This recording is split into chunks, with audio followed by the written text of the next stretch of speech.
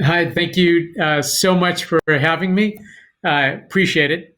Just want to start by saying thank you to Landmark Ventures for all that you have done to promote social innovation and social enterprise for a long time now. You've had an amazing impact. You inspire all of us. And I've been a Zeev Klein fan for a long time, so appreciate all that you do. I also want to recognize the moment that we're in as a country and the pain that so many of our colleagues, especially our Black colleagues, are currently experiencing. This is a defining moment for our country, and I'm hopeful that, as the Obama Foundation articulated yesterday in their presentation, that we can turn anguish into action and do our very best to not just have words and feelings, but to take action to help improve our country. So, as I go into our presentation, it's clear for all of us that coronavirus has hit hardest on our Black Americans and our lower economic earners. In fact, 40% of all the job losses that have occurred over the past few months have gone to those who make less than $40,000 per year. This has exposed something that has existed for a long time, inequality, but exposed it in a really powerful and stark manner. This has been clearly a tragedy and a national tragedy in terms of both human and economic costs. Although I'm hopeful that at some point we will move past coronavirus. And as we do, perhaps one of the most fundamental questions that we need to be asking ourselves as a country is, how do we rebuild and how do we recover? There'll come a time, and hopefully we can plant the seeds for those conversations now, where we can ask those questions: is, will we rebuild this country in the same way in which we've built it over the past 30 years, which has resulted in so much inequality, or seek to create a more inclusive, a more economically inclusive, economically mobile country that allows many more of our citizens to participate? I think that's the key question we're asking ourselves over this next year as we come out of this. And I would argue there's different types of value and significant value in creating a more inclusive and just society, whether that is societal value for all of those who need opportunity. I mean, inequality is an un-American concept, right? The ideals of this country, land of opportunity, are things we need to aspire to and we need to strive for. So there's societal value in doing this. There's also clearly economic value for the individuals themselves, for businesses, for our corporations, and certainly there's democratic value in having more folks feeling secure, mobile, and stable in getting economic justice as we move forward. And so there is an opportunity to think about, how do we take action? How do we commit currently?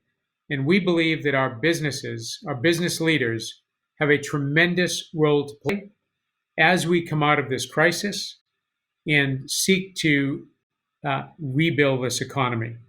And so we think about, what is that going to look like?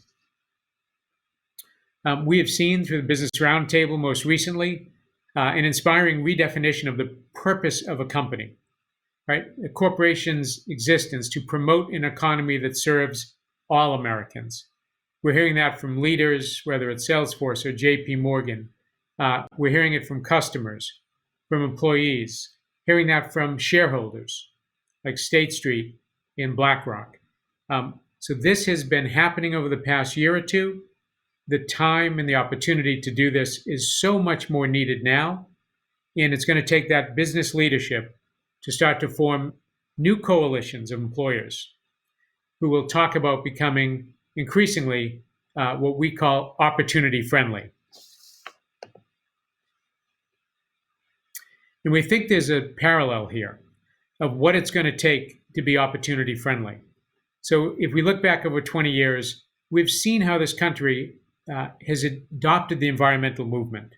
But we've seen over 20 years how the standards, the practices, and the frameworks uh, of what it means to be environmentally friendly, whether it's LEED certified buildings, whether it is carbon footprints, measuring recycling, energy efficient usage, that we've developed over a period of time where every company in this country, if you said, are you environmentally friendly and what are you doing about it?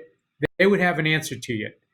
They would have an answer to that. They would have operationalized that E in ESG. And we foresee a parallel path that'll mirror what we've seen in the environmental movement, where companies increasingly become opportunity friendly, right? So as we develop those best practices, as the frameworks and the principles become better understood, as the business case is more well researched and articulated, right? We believe that there's an opportunity to have that parallel path to create opportunity friendly organizations. And we know our CEOs talk a lot about focusing on both people and planet, right? How do we operationalize the people part, effectively the S in ESG? And how do we promote that in a way so that 20 years from now, when we look back and we say, are you an opportunity friendly organization? They would all say, of course we are.